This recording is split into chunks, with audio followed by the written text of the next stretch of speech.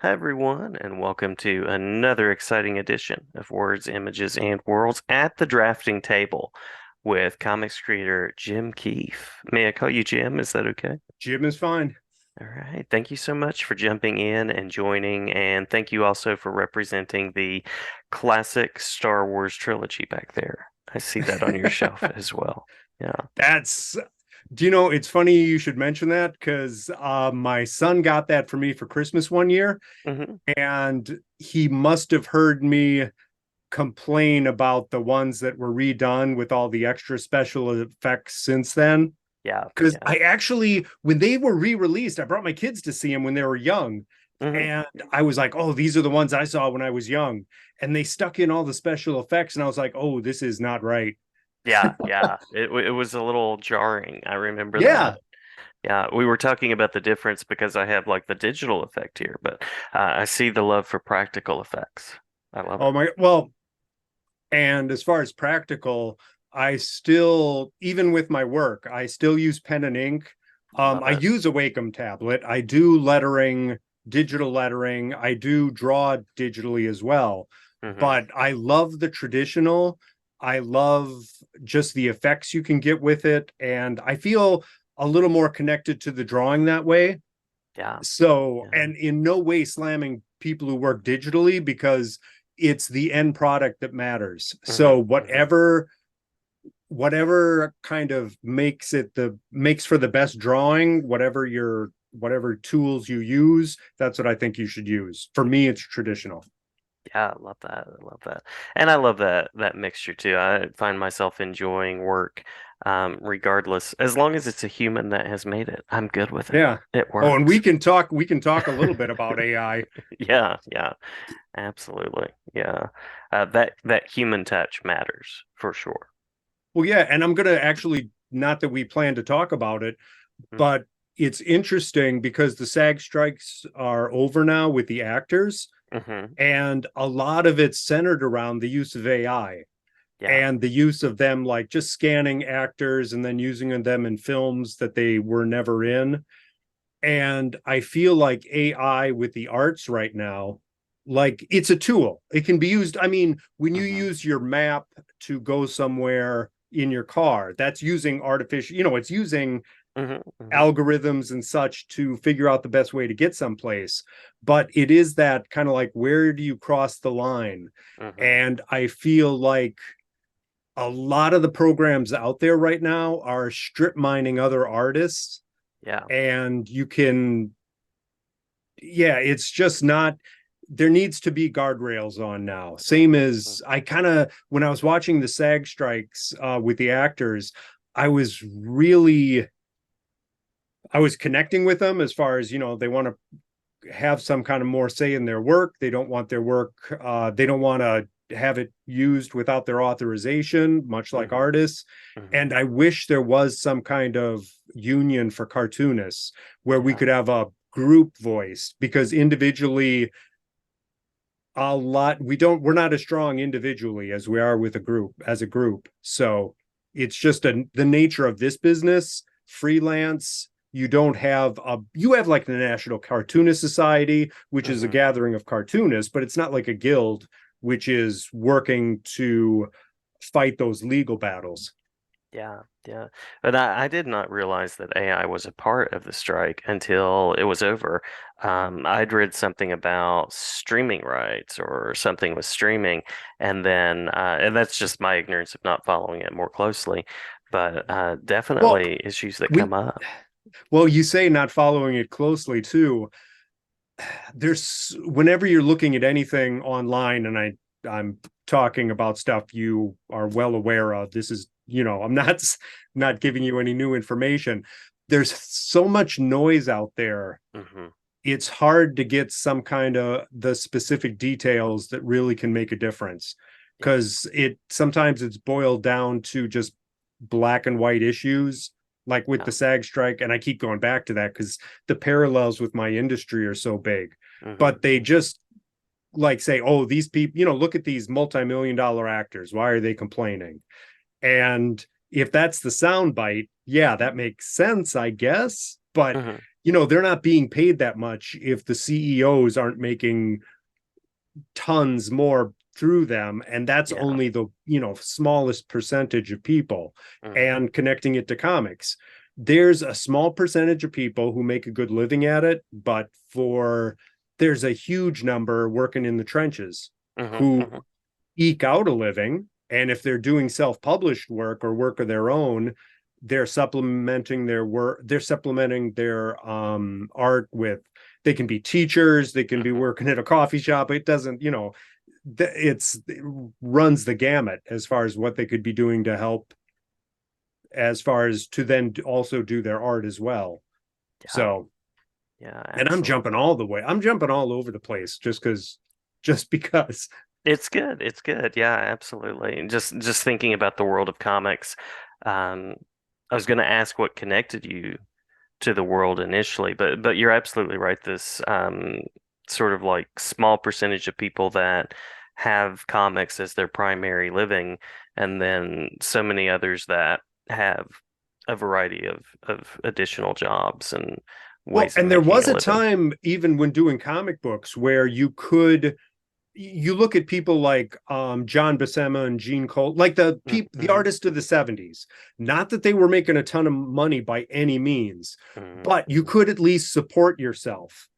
And you could be like, when John Buscema was on certain titles, he was on Conan, for years and years and years. Hmm. Now, when comics are put out, I see a lot of situations where an artist writer team are only on for like 5, 6 issues, and then it Yeah. switches to something else. And there's no kind of security in that as far as being the artist.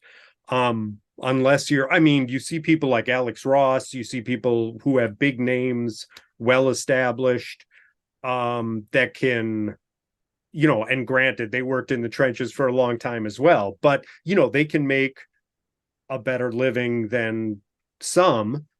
But at the same time, it's so piecemeal, it's so hard. Hmm. And as Yeah. far as, and I'll get actually to your question, Oh because no, you're good. You're good. as far as what got me into comics, because um the big thing, and I'm going to be grabbing stuff just Sure. here, like this was huge. John Hmm. Romita, Spider-Man. Hmm. So that was just huge for me. And it was one of those things as a kid reading comics where, even talking to the audience I am right now, it has to be said that comic books weren't in specialty shops. Hmm. Like, they were Hmm. in drugstores. They were just everywhere. You could go into a drugstore or just any 7-Eleven, I'm thinking, and there would just be a wall of comics, or a spinner racks of comics that you could Yeah. buy relatively cheap. So there was just, so that's what drew me in initially. Hmm. I'm picking up all these Marvel comics. I'm picking up some Batman and Superman, but as I got into my teen years, it kind of, you kind of have those learning curves where you're Hmm. following, Spider-Man was my favorite, and it's like, oh, these comics, I like these Spider-Man comics better than these Spider-Man comics. Hmm. And it's a case of like, oh, I like this artist writer team more than Yeah. that artist writer team. Things start to connect. And then if they change the artist writer team, it's like, oh, that character isn't as good anymore. It's like, Hmm. well, I'm used to a certain artist and writer which I grew up loving, so it isn't so much the character as the writer artist. Hmm. Hmm. Marvel, when Marvel and DC, they have their intellectual properties of Superman, Spider-Man, Batman. The characters would be nothing without the phenomenal writers and artists who've worked on them.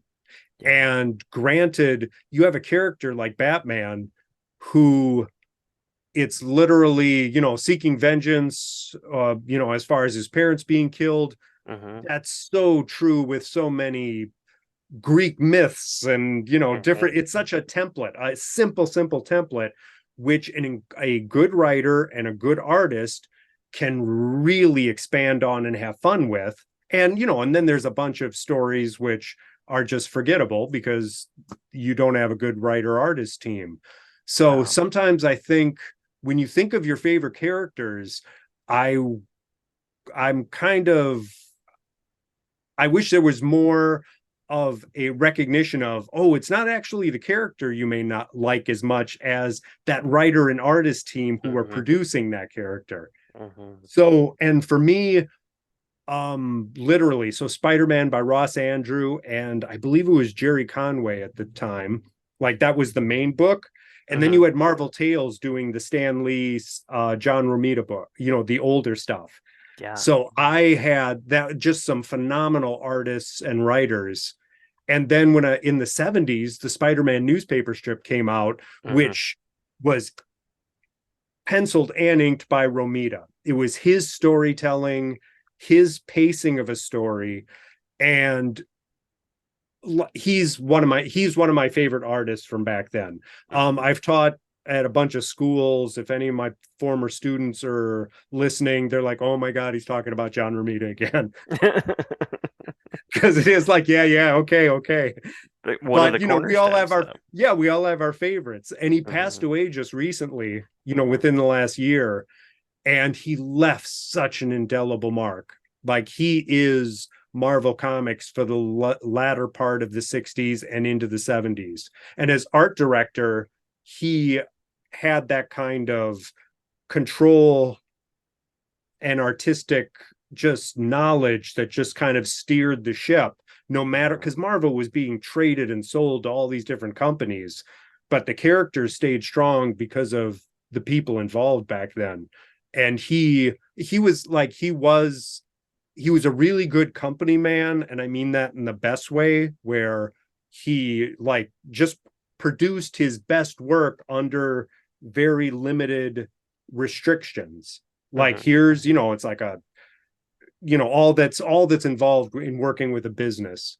Because a lot of times I feel for anyone who works in the business, um it's almost amazing to me that good work can be produced, Yeah. because there's so many obstacles put in your way because of size restrictions, because of how it's reproduced, because of the format it's in, because of once it's out of your hands, things get changed. Like Hmm. even, Hmm. I do the Sally Forth newspaper strip right now, Hmm. and I it's written by Francesco Marsciuliano, does Hmm. a fantastic job.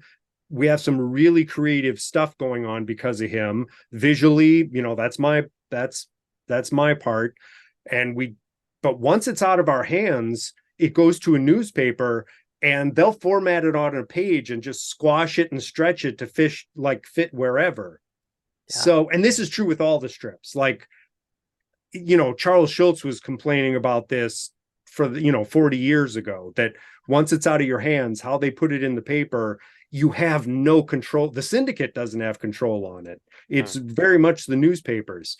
So it's amazing that good work can produce sometimes, I feel, Yeah. with people's hands in the mix that really don't care. Like they're Hmm. looking at, we're just going to format this, and oh, that doesn't fit. Well, we'll squash it.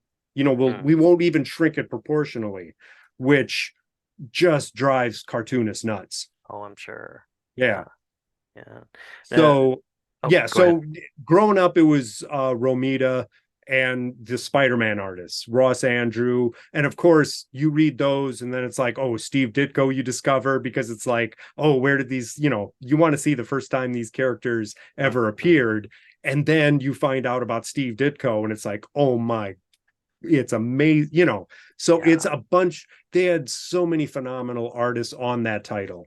So my like my in was the Spider-Man character and the phenomenal artists and writers who were on it at the time.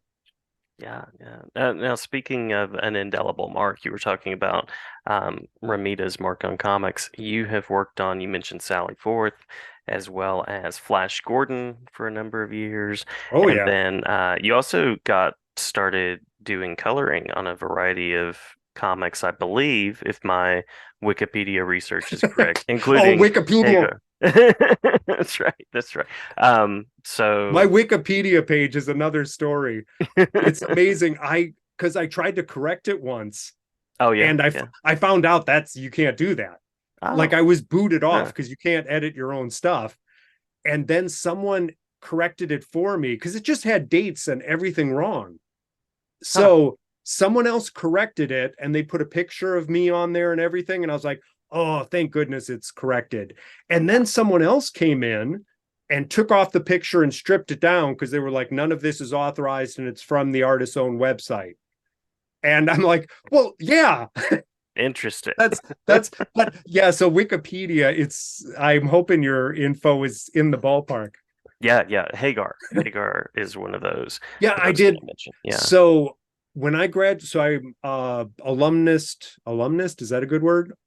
I think Of the that Joe works. Q. Yeah, that if it isn't, we can we'll do a loop and you can alum. That's right. Um, so I went to the Joe Kubert school, and coming out of the Joe Kubert school, King Features just that summer was looking for a new colorist to be on staff in their comic art department.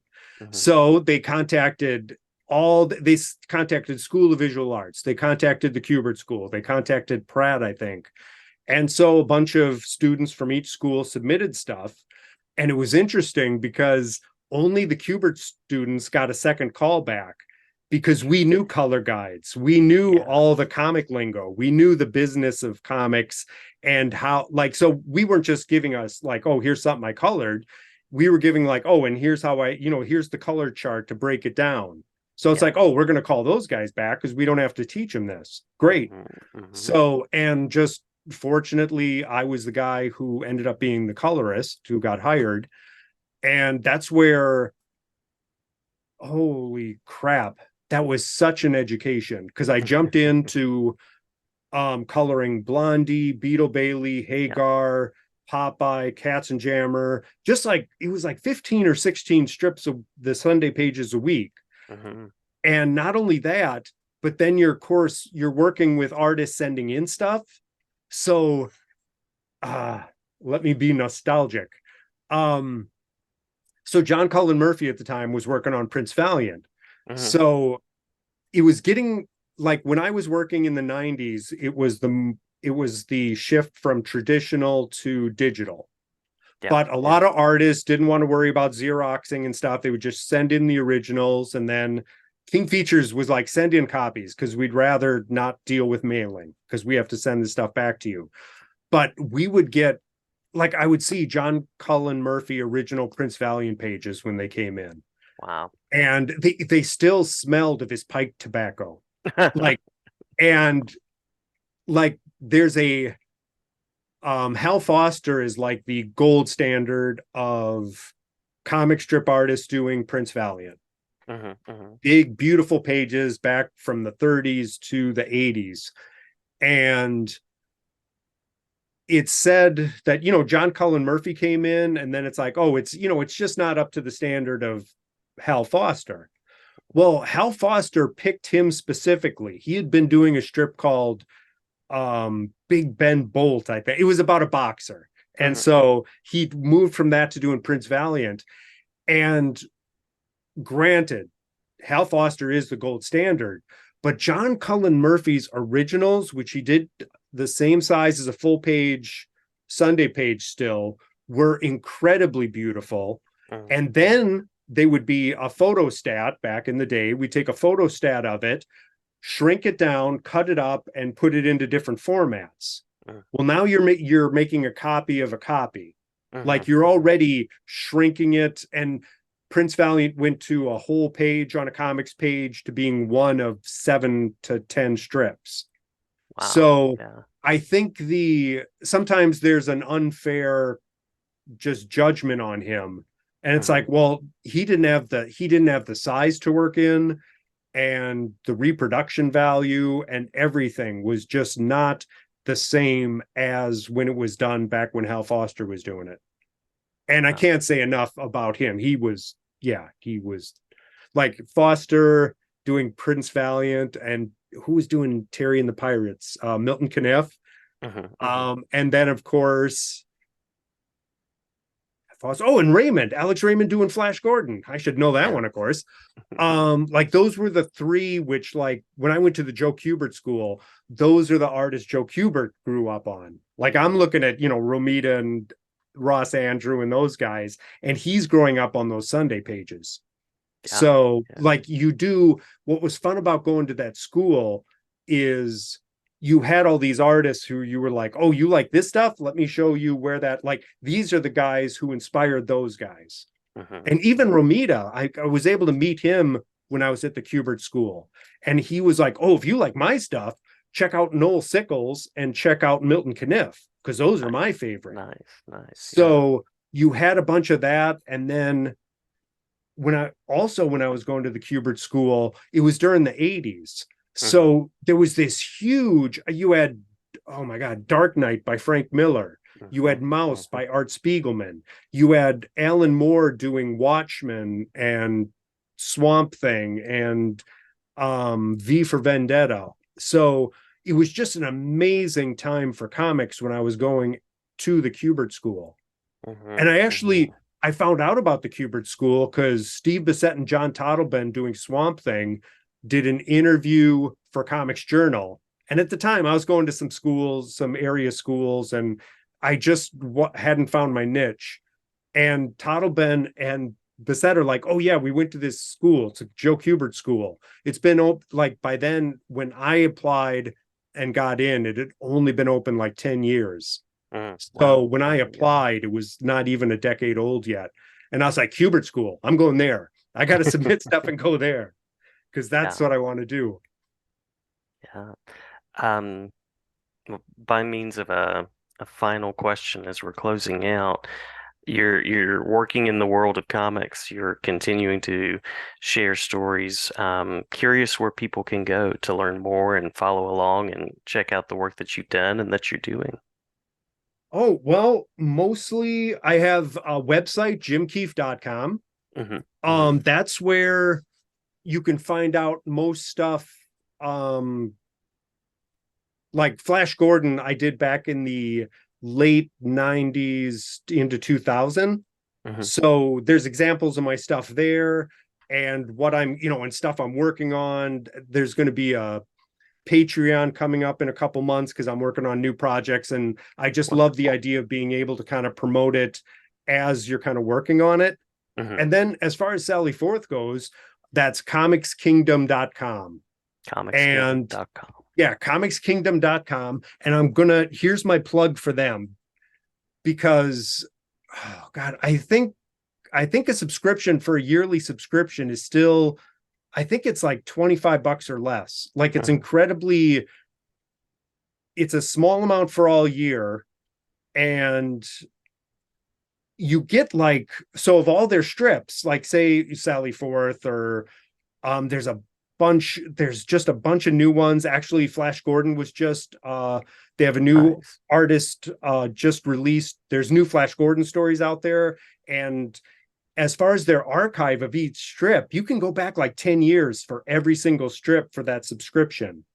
So you can see like the new artist stuff on Flash Gordon and then scroll back and see some of my stuff as well in the archives. And then Sally Forth, same thing. It's like my current stuff, comicskingdom.com. And then you have like 10 years worth of archives for all their strips, which is it's just phenomenal. And as far as like, I'm big on adventure strips. So Hmm. do you know Mark Schultz, who did like Xenozoic Tales? And Hmm. Hmm. yeah, he's writing Prince Valiant now Yeah. with Yeah. an artist, Tom Yates, who used to work on Swamp Thing, all this connection, and who used Yeah. to go to the Kubert School. So, like, you have that out there. And once again, 10 years worth of archives on that, which if you do that, you could probably, I don't know if Gary Gianni is in the last 10 years of Prince Valiant, because we had those COVID years, which all of a sudden Hmm. you have no idea when what happened anymore.